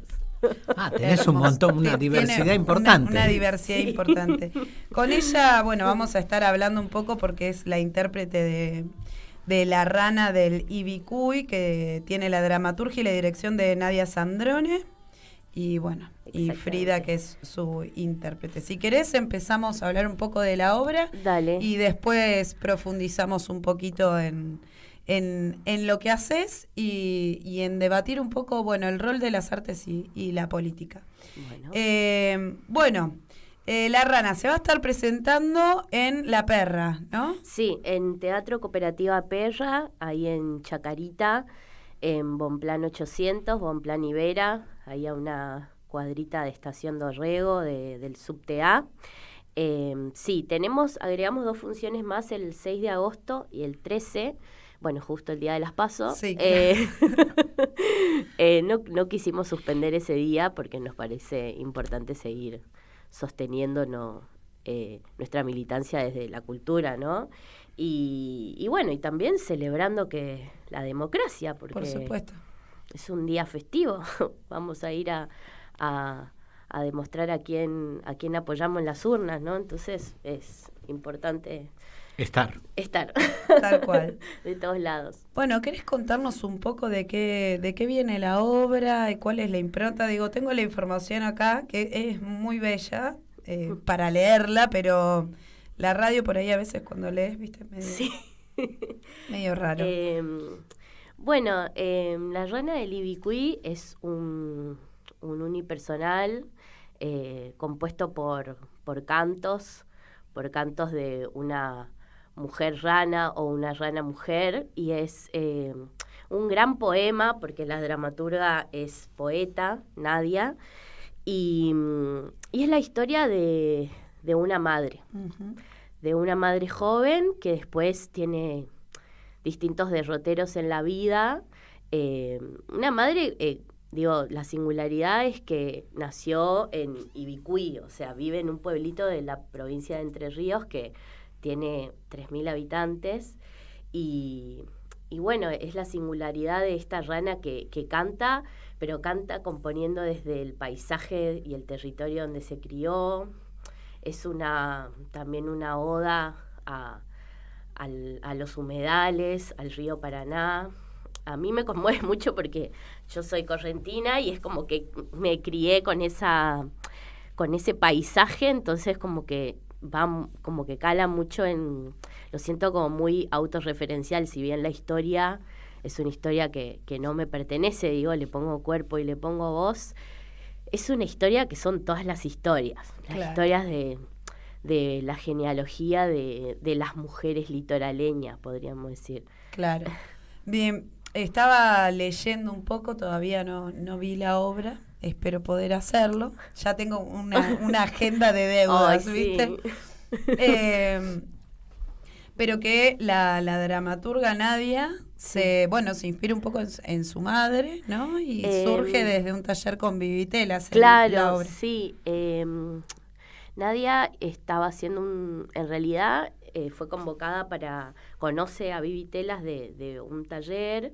Bueno, Vivi Telas, para la gente que no la conoce, es como la creadora de un género que se llama biodrama en el teatro, y justamente el biodrama lleva en escena historias reales, ¿no? Claro. Como de verídicas, digamos, de biodrama, ¿no? Como de la biografía de une. Y ella estaba haciendo ese taller y después es convocada a hacer Bodas de Sangre, la obra que estuvo puesta el año pasado en el San Martín, fue parte del elenco. Y durante la pandemia, esto estaba planeado para la pandemia y se suspendió. Ellos hicieron un corto que se llama Muy Bodas de Sangre, que creo que está subido desde la plataforma del Teatro San Martín, que estaba Cecilia Roth, bueno, era otro elenco, donde cada uno, desde su biografía personal, hacía una afiliación, podríamos decir, de Lorca, digamos, de cómo Lorca trata la tragedia familiar, pero dentro de su biografía. Claro. Entonces, el ejercicio interno para cada intérprete era un poco escribir su propio Lorca, su propio Bodas de Sangre.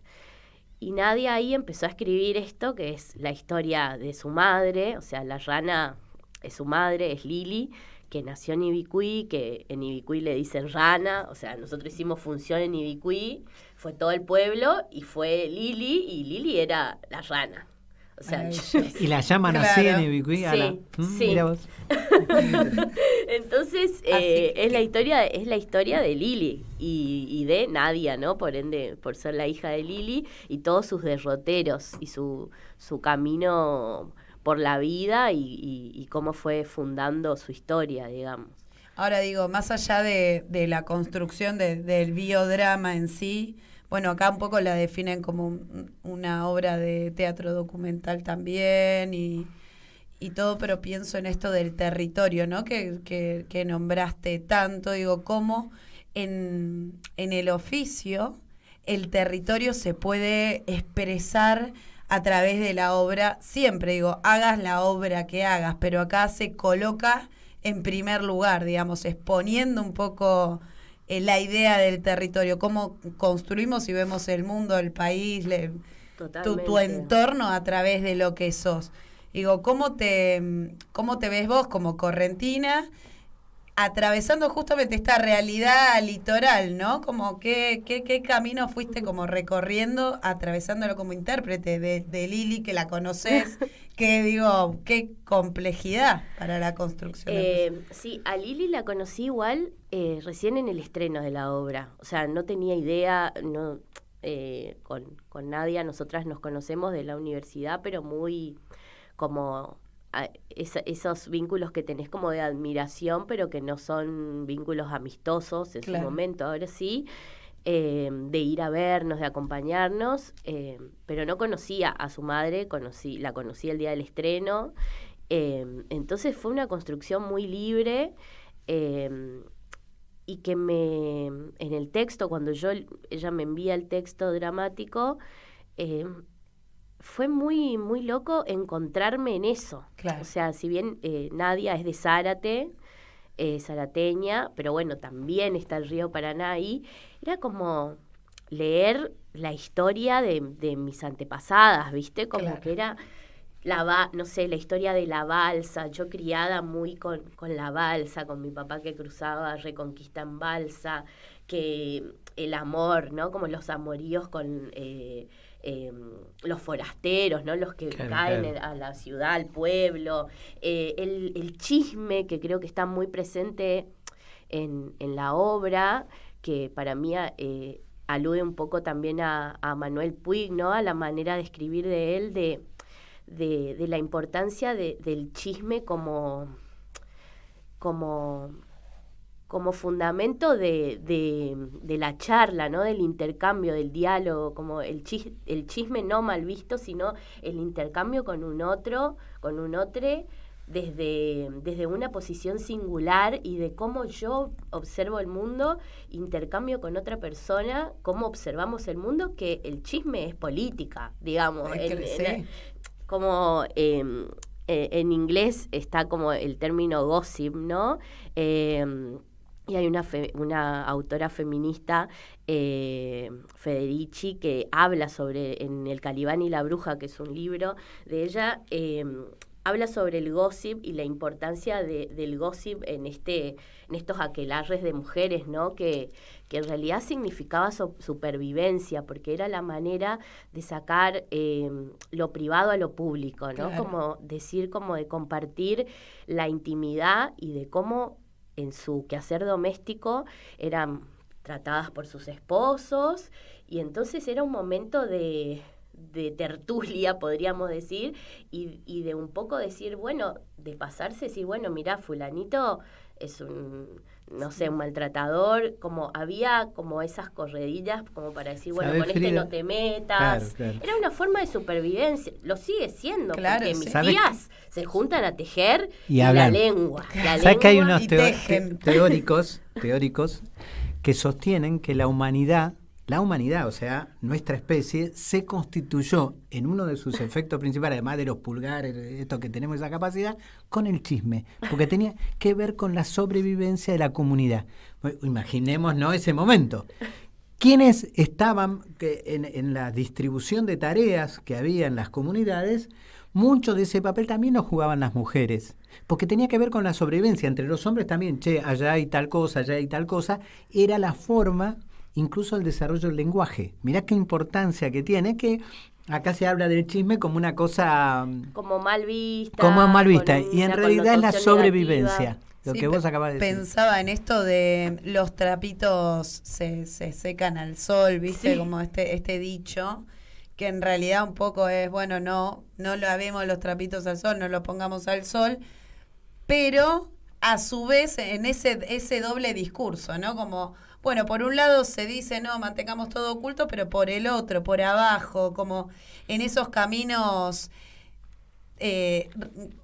un poco escondidos, que se van, difusos, qué sé yo, y aparece el chisme igual, ¿no? Exponiendo los trapitos, y lo interesante de poder exponerlos, esta discusión que últimamente venimos dando acerca de, bueno, lo privado es político y de lo privado también hay que hablar porque construye. Digo, qué fuerte. Leía también dentro de la obra como que tiene esta impronta feminista, a la cual me gustaría también enfocar, bueno, ya de por sí el personaje principal, o bueno, el personaje, digo, es una madre joven, bueno, y cómo la coloca en un lugar. Acá yo nací en Quilmes, vivo en Quilmes, no quiero tener esta mirada sesgada desde acá, desde Buenos Aires, pero lo complejo que debe ser, o pienso, ser una madre joven en un pueblo, ¿no? Sí, bueno, yo creo que en realidad en todos lados, obviamente igual creo que la obra, lo que a mí me llama y lo interesante es que trae como una alternativa, una voz marginal, digamos, que por lo general, que tampoco está juzgada, digo, es una historia así como en carne viva, porque tampoco tiene el objetivo de que sea, porque ahora digo, ¿no? Con esta oleada feminista, y nosotras nos consideramos feministas, pero también digo, por lo general también se edulcora las historias, ¿no? Como pasamos de que no haya ninguna protagonista mujer a que todas sean heroínas y una cosa edulcorada, emblanquecida, ¿no? Como pulcra, podríamos decir, que se pasa de progre en algún punto, y acá me parece que es una voz marginal que existe, que tiene, que existió y que sigue existiendo, y que es amoral, o sea, no produce un discurso moral. Uh-huh. La rana es así, digamos, de hecho, eso, ¿no? Como que habla de esto, como el chisme en el pueblo, cuenta la historia de sus abuelos, de sus primas, de su cosa, y no hay ahí, eso me interesó mucho también de la dramaturgia de Nadia, porque no hay nada, eso, como digo, emblanquecido, porque me parece que sale el barro, o sea, claro. Yo vengo soy la primera universitaria de mi familia, mi vieja terminó la primaria nada más, digo, vengo como de una genealogía de mujeres que no son ilustradas, ¿no? De un pensamiento moderno, creo eso es viejo, digamos, pero entonces es como esas voces que salen a la luz y también viene con la tonada, porque esto que vos decías, nombrabas del territorio, había leído en esta semana una entrevista a Lucrecia Martel donde habla de la tonada, de lo importante que es la traducción del territorio, de los paisajes, del ecosistema, en el lenguaje, ¿no? No solamente en el lenguaje, en lo que decimos, sino en cómo lo decimos, porque cada lugar, así como cada espacio geográfico de la Argentina tiene su propio paisaje, está la Pampa, están, ¿no?, los esteros, están las sierras, están las montañas, están los Andes, eso se traduce en una tonada. Y me parece que la tonada, si bien obviamente yo la tengo porque soy del litoral y no se me ha ido, es tener, Nadia dice algo que siempre lo dice, que es como Frida tiene el Paraná en la boca, el litoral en la boca. Y es algo que me parece muy importante porque además, ahora que estamos discutiendo desde la cultura las apropiaciones, ¿no?, culturales, pasa mucho que vas a ver. Está de moda el chamamé, ¿no? Ahora es un bien inmaterial hermoso, me encanta. Yo crecí con la radio AM, el chamamé, a las 6 de la mañana, ¿no? Pero ahora está de moda, entonces todas las obras son de con un chamamé, con unas pueblerinas ahí, haciendo una tonada. Y yo digo, bueno, bárbaro, serán buenas actrices, no estoy... Pero... me siento una apropiación cultural, claro. Digo, como que digo, haciendo una tonada, digo, tenés un montón de actrices de territorios diversos, llama a actores, actrices que sean de ahí. Bueno, Lucrecia Martel decía eso, ¿no? Yo quería hacer, no sé qué específicamente había dicho, y me dijeron que haga un casting en el ISER para hacer creo que iba a ser, no sé si un radioteatro. Voy, hago el casting y todos hablaban iguales. Claro. O sea, todos hablaban iguales. Entonces la hegemonía, ¿no? Como la cosa homogénea también. No tenemos territorio, somos todos iguales. Digo, hablando esto que hablamos de la inclusión también. Uh-huh. ¿Incluir qué? La diversidad, la singularidad de cada uno. No sé. Sí, es también, bueno, justamente... discutimos mucho la federalidad dentro del programa, bueno, dentro de la organización, si militás, digo, bueno, qué tan real es la federalidad, ¿no?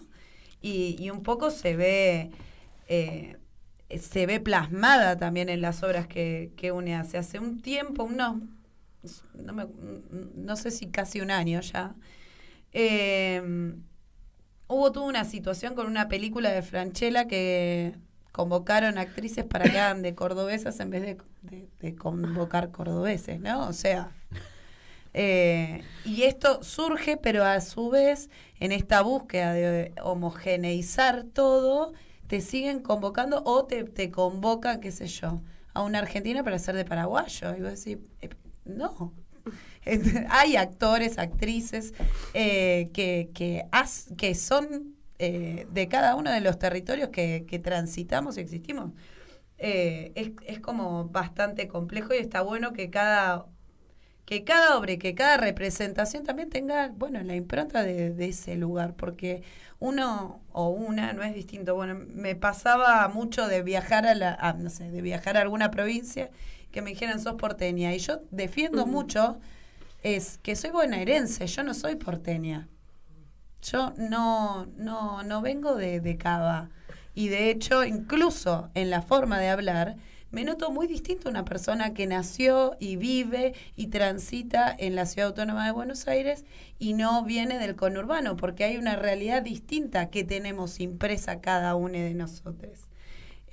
Bueno, yo pasaría a la otra, pero no sé, dale si vos tenés alguna. No, ¿saben que me gustaría preguntarte cómo empezaste a ser actriz? Porque además estaba leyendo recién en el teléfono que en la obra también bailás. Sí, sí. Yo en realidad, eso es también una historia muy singular que tiene que ver con la inclusión también, porque cuando yo era chica quería ser bailarina. Y sufrí mucho en mi adolescencia y todo, bueno, con el sobrepeso, con que, ay, no puedes bailar si sos gorda, ¿no? Como, y muy sesgada esa mirada.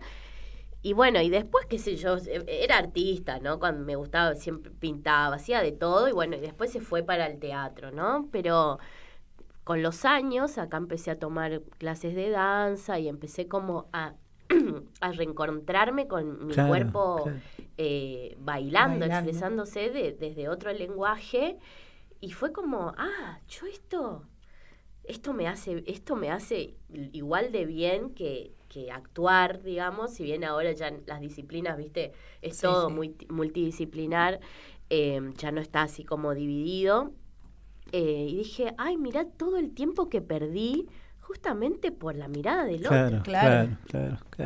Y bueno, y entonces como, bueno, la actuación me permitió vincularme con mi cuerpo de otra manera y también incorporar el tema de la danza. Claro. Como el año pasado y el año antepasado estuve haciendo una obra de danza también, que la dirigía Catalina Brisky, Los 7 gatos de una vida, y estaba haciendo La Rana también, y un día, y la obra de danza no tenía texto, ¿no? Era bailar.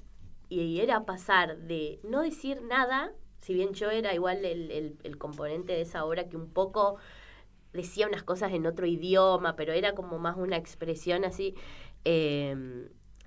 pasaba de bailar, ¿no? A pasar a La Rana, que es una hora de texto, sola.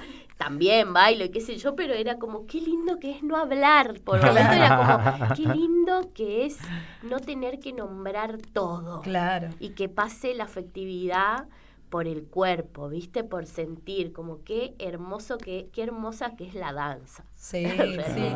Y cómo es un condicionante, digo, la mirada del otro frente a lo que uno quiere hacer, ¿no? O sea, soy actriz también, y a mí me costó mucho elegir el camino de la actuación.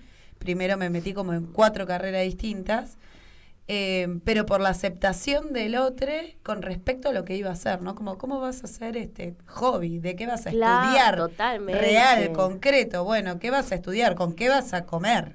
Sí. O bueno, quizás se puede, ni siquiera me discutía si quizás podía comer o no con la actuación. Sí era, bueno, no sé, voy a hacer esto y veo, de hecho intenté hacer 2 carreras a la vez, no funcionó, pero digo, es muy difícil como uno va también construyéndose en función de la mirada del otro puesta en uno, ¿no? El condicionante, bueno, vos podés o no podés según tu fix tu rol, según tu forma de hablar, de dónde sos, cómo venís, bueno, y ni hablar después de todos los alcances que uno tiene dentro de la sociedad, en el sentido de a qué accesos llegás o no. Digo, no es lo mismo, por supuesto, estudiar en una universidad pública que estudiar, claro, tener que pagar la educación, ¿no? Che, Frida, ¿y empezaste la actuación allá en Entre Ríos o acá?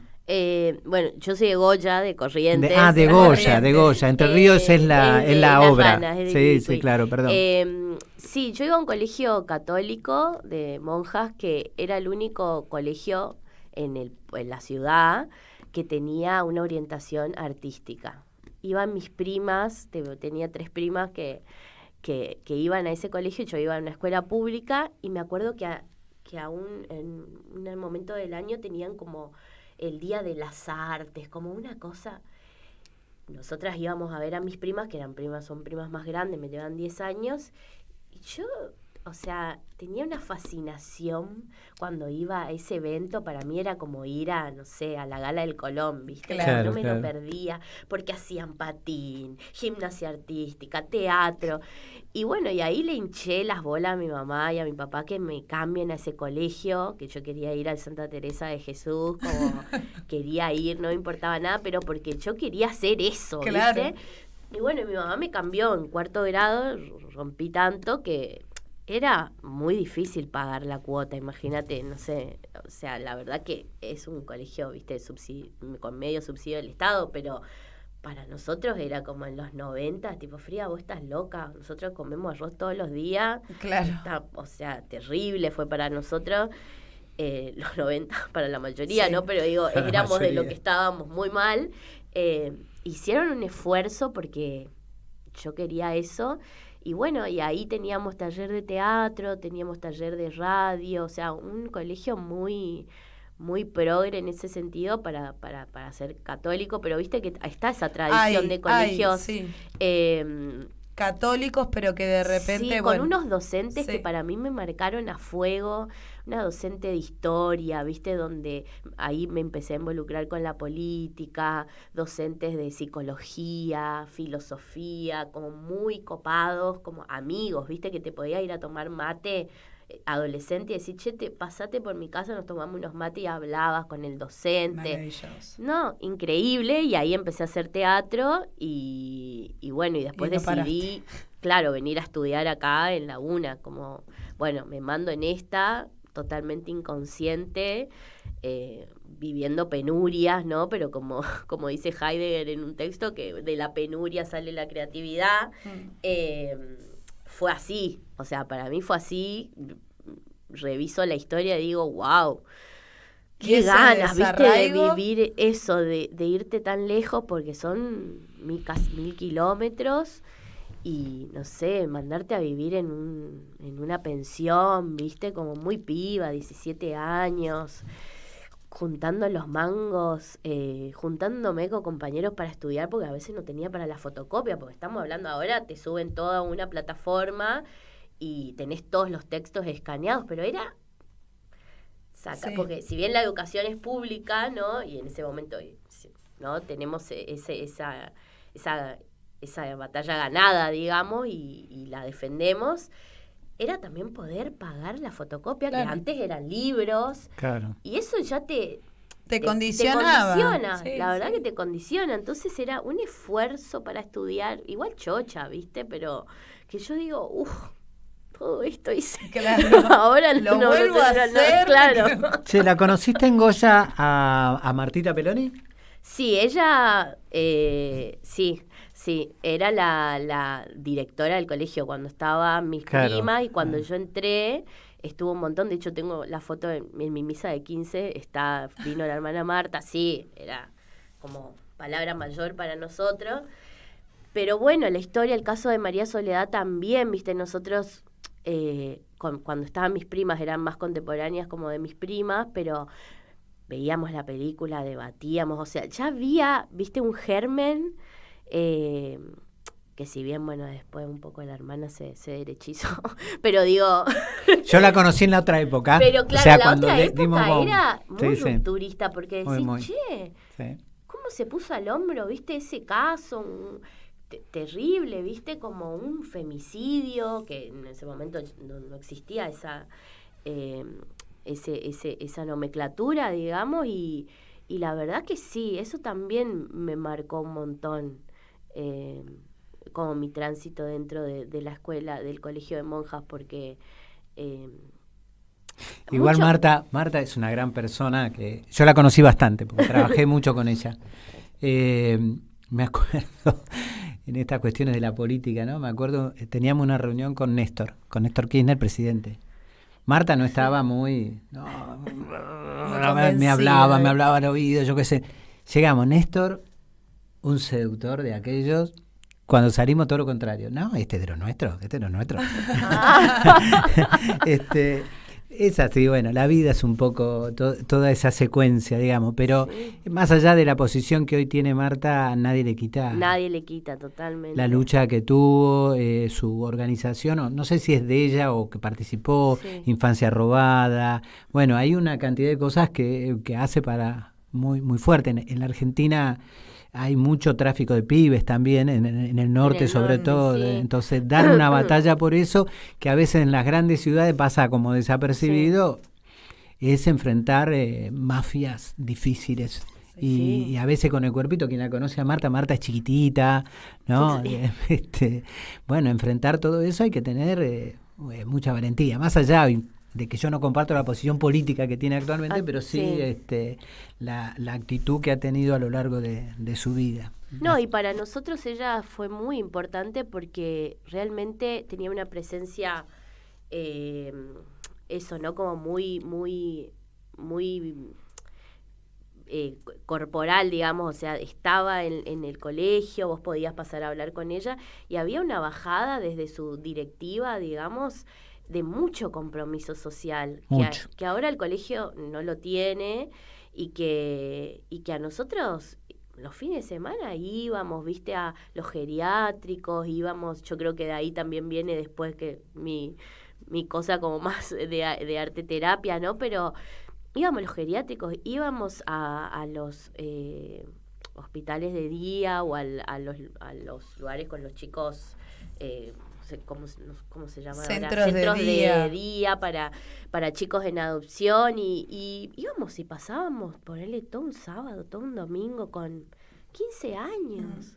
¿Viste? Cuando decís, che, que adolescentes que ahora no salen del celular, o que nosotros hacíamos, yo le decía a mi mamá, mañana me tenés que hacer una pastafrola porque yo voy a ir al hogar cuna, no sé qué, y mi mamá me hacía la pastafrola y yo me iba a pasar todo el domingo con mis compañeras del curso a compartir ahí. Sí. Y es como que decir, y eso viene como de esa... No, además, exacto. Y con Marta recorrimos, no solamente con Marta, con muchos compañeros, con Adolfo Pérez Esquivel, con otros compañeros, recorríamos mucho las cárceles. Nos metíamos ahí y es difícil, digamos, para quien no conoce la cárcel es un lugar complejo, y nosotros íbamos a controlar las situaciones de vida, la tortura, ahí adentro. Y cuando a veces es fácil relatarlo, difícil vivirlo, porque en las cárceles está lleno de pibitos. Claro. ¿No? De pibes muy jóvenes, y es muy, muy, muy difícil, digamos, la situación. Nosotros nos encerramos con ellos. O sea, no era el control de cárceles normal que se hace, sino nosotros entramos a la celda, nos encerramos, le pedíamos al servicio penitenciario, no, ustedes se van, el servicio penitenciario no te quiere dejar. Por dos cuestiones, una para cuidarte, pero la otra principal para que el preso o la presa no te diga lo que está pasando, porque tiene miedo cuando vos te vayas. Entonces nosotros nos encerramos ahí. Bueno, Marta fue parte también de esa historia, así que... Bueno, y vamos a un tema. Dale. Y después continuamos.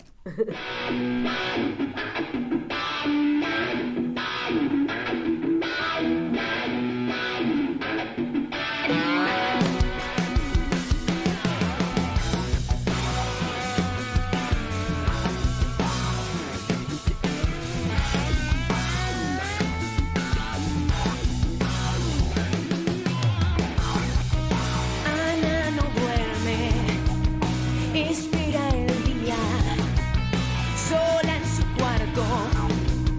Ana quiere jugar sobre la alfombra, toca su sombra, cuenta las luces, mira la gran ciudad.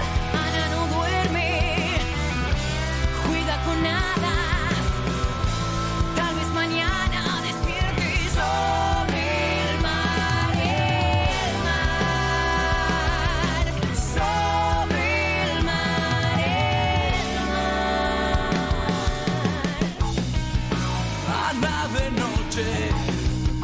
Hoy es un hada, canta palabras, canta y se torna luz sobre la alfombra, toca su sombra, cuenta las luces, mira la gran ciudad. Ana no duerme, juega con hadas, tal vez mañana despierte sobre el mar,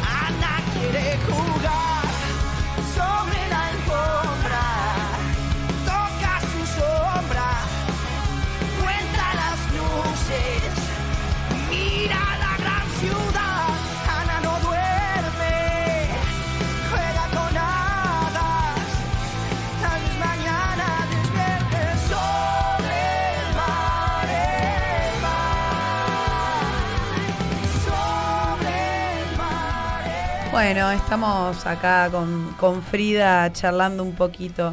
Frida, si te parece bien, me gustaría pasar un poco, digo, lo estuvimos atravesando, pero un poco a vos y este trabajo de arte terapia de docente que haces, y si nos podés contar un poco de esto y bueno, como qué trabajo, qué militancia. Sí, bueno, como te decía, ¿no? Nada nace un repollo. En toda esta historización que hicimos siempre estuvo presente para mí la vocación de servicio. Claro. En mi casa, mis viejos siempre son como los referentes del barrio, ¿viste? Como pasa algo y es Pocho y Graciela, y ellos salen y hay un accidente, una cosa, mi papá sale y lleva... Como siempre estuvimos... yo creo que mi hermana es docente también de matemáticas, pero es docente domiciliaria de los chicos que están enfermos o tienen... Entonces yo digo, mirá cómo nos atraviesa las dos de diferentes planos, mire lo artístico, ella es de la docencia pura. Y esto comenzó en unos talleres que dábamos en el Borda por un proyecto de la universidad, de la UNA, proyecto Nexos, que la verdad que fue un proyectazo que se hizo con 4 instituciones, la Universidad Nacional de las Artes, el Hospital Borda, el Ministerio de Salud y el Ministerio de Educación.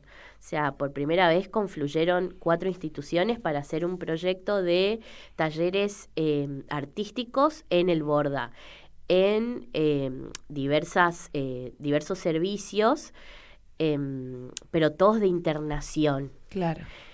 Y la verdad es que fue, ni bien salió, una compañera me dice, ¿te dan ganas? Presentamos un proyecto y presentamos un proyecto de taller de títeres.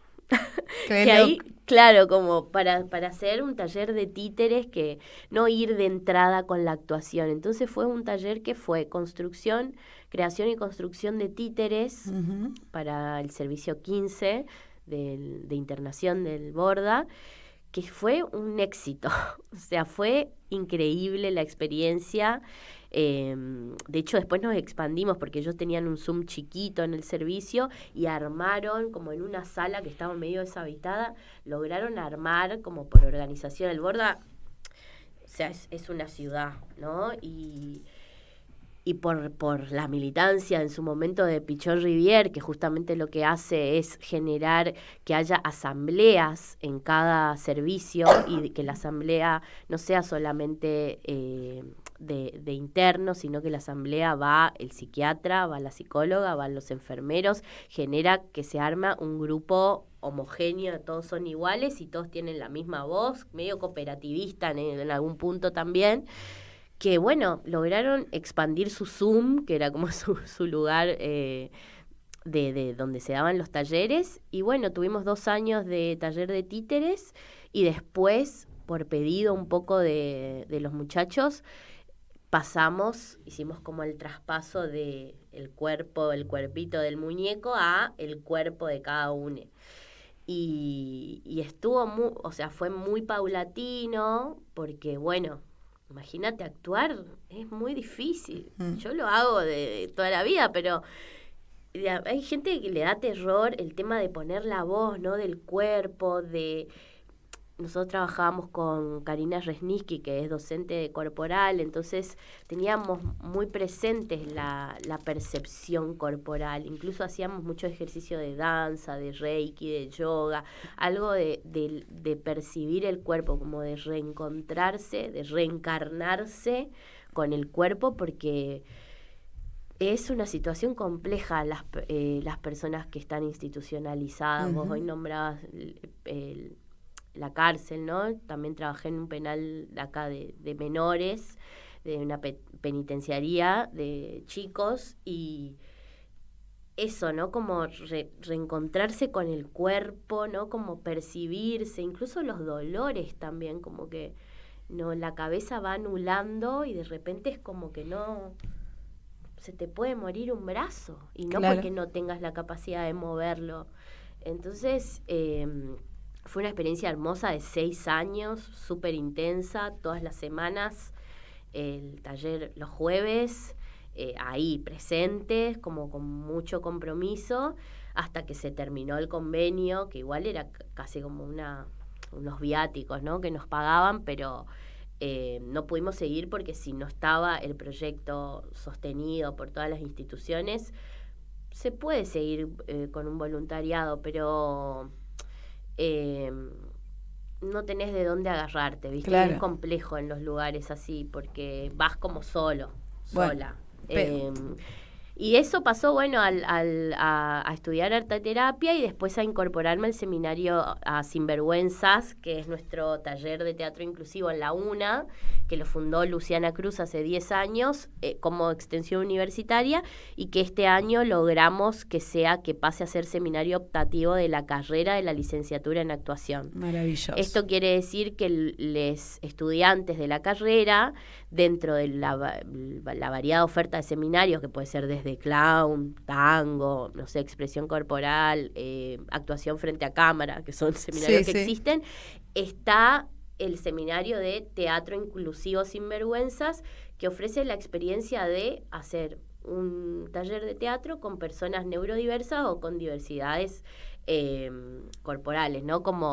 Entonces, nada, para nosotros es un gran logro, porque es una militancia que Luciana la viene haciendo hace una década, yo me incorporé hace 6 años más o menos, y que se haya efectivizado habla un poco de que ya no podemos evadir la demanda social, porque me parece que el arte esta visión del arte moderno, de bueno, el artista genio que está abstraído del mundo y que me expreso lo que siento, no vale para la contemporaneidad que tiene que ver con estar involucrado con el contexto y con la demanda social para generar un diálogo y justamente generar políticas también desde lo cultural y percibirnos como trabajadores de la cultura, no Tal como cual.